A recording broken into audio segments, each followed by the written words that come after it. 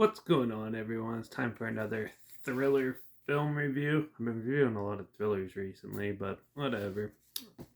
Marketers like to call it horror because it sells more and stuff like that, but this one is definitely a thriller. This is a crime thriller TV movie called The Hunt for the BTK Killer, released by Sony Pictures October 9th, 2005, and is produced by Peter Sandowski, written by Tom Towler, and directed by Stephen Kay, who also did weird movies like Boogeyman, um, Get Carter, Cell 213, and The Last Time I Commit Suicide.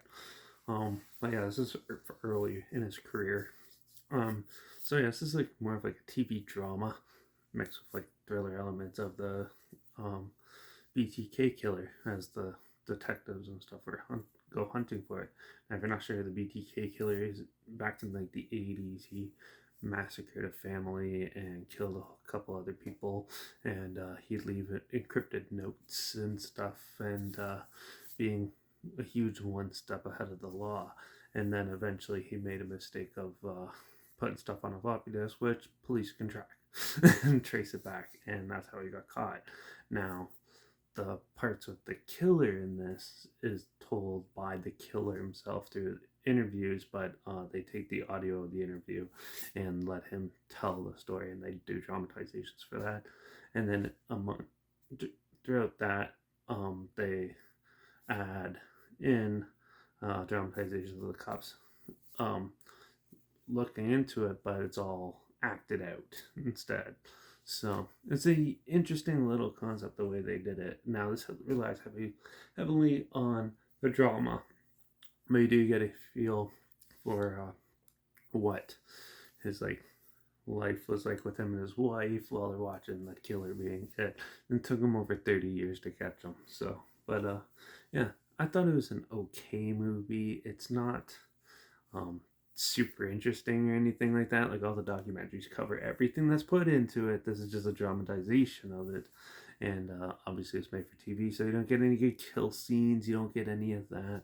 It's more of like him on the run, avoiding the cops, and coming up with new techniques and stuff like that to try to throw him off the trail, and it shows you that aspect more.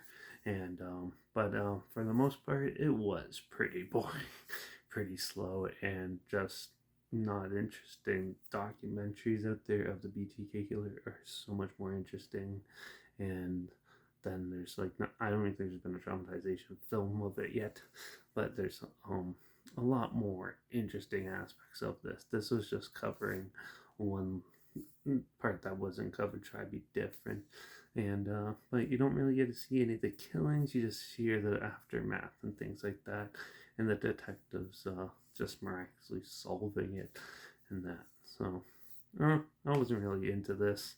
I think it was lackluster and just not that great. So I'm gonna give The Hunt for the BTK Killer a 1 out of 5.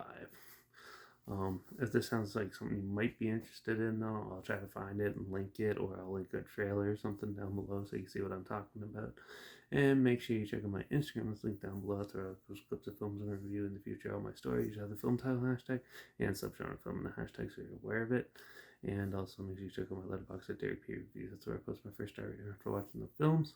And yeah, so follow me on um, one of those two platforms. Stay linked with this channel. Like this video, share so more people are aware of it. Comment your opinions of the film down below if you have any, and also if you have any films or film franchises in any genre that you want to hear my opinions on in the future, comment those down below. I'll try to get them as soon as I can, and if I can find them.